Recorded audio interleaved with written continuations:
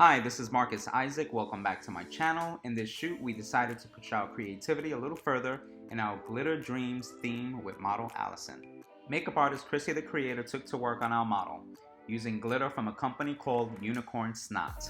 As funny as their name sounds, their glitter makeup was clearly a go for our theme. We started our shoot in front of a black backdrop. This way we could have zero distractions and really place all the attention on our model and creative makeup effect. Chrissy placed the glitter from the crown of her head down to her shoulders and chest. For the main light, I used a Profoto D2 and attached to it was a 27-inch beauty dish with a grid attached to it.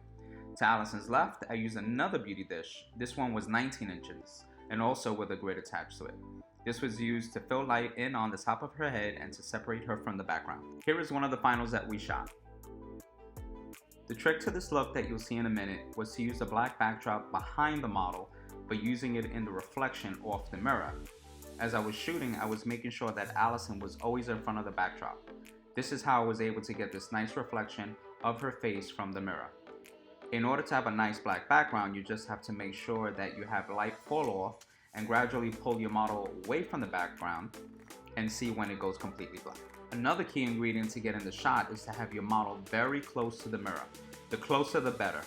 In fact, here, Allison was actually leaning against the mirror as it was needed to have her reflective self almost touching heads together. Now here's a final from that angle and perspective. Had I more footwork to play with, laterally speaking, she probably would not have needed to be so close to the mirror, but I needed to keep her in front of the backdrop from where I was positioned.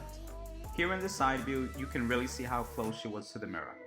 As far as my equipment and camera settings, I was shooting with my Nikon D850 and the 70-200mm lens from Tamron.